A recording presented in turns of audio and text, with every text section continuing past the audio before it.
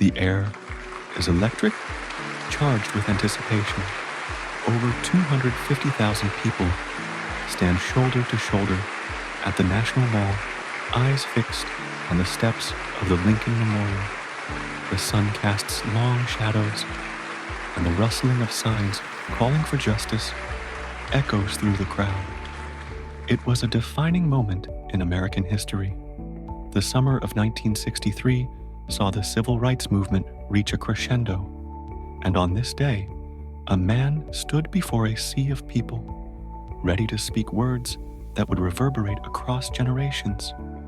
Dr. Martin Luther King, Jr. King's speech was meticulously prepared, each word chosen with care.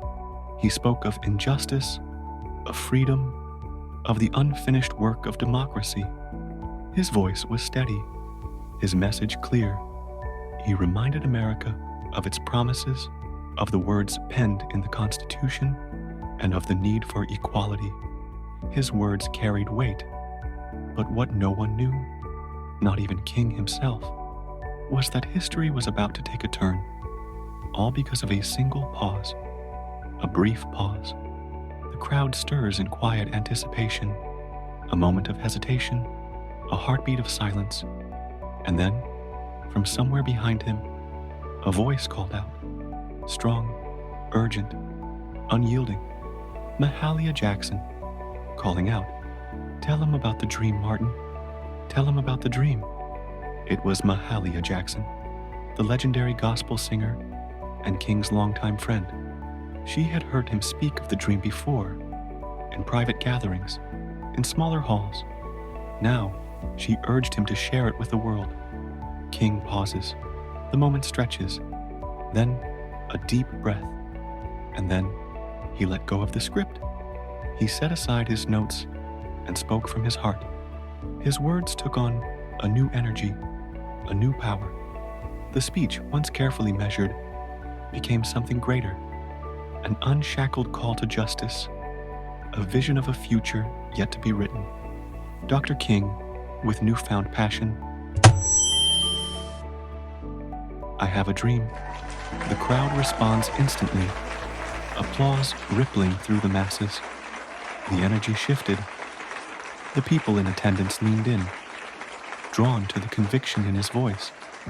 King spoke of a world where children of all races could hold hands, where justice flowed like a mighty river, where oppression was a thing of the past. Dr. King, powerful, unwavering, "I have a dream that one day this nation will rise up and live out the true meaning of its creed. I have a dream that one day every valley shall be exalted, every hill and mountain shall be made low." The crowd erupts. Hands reach toward the sky.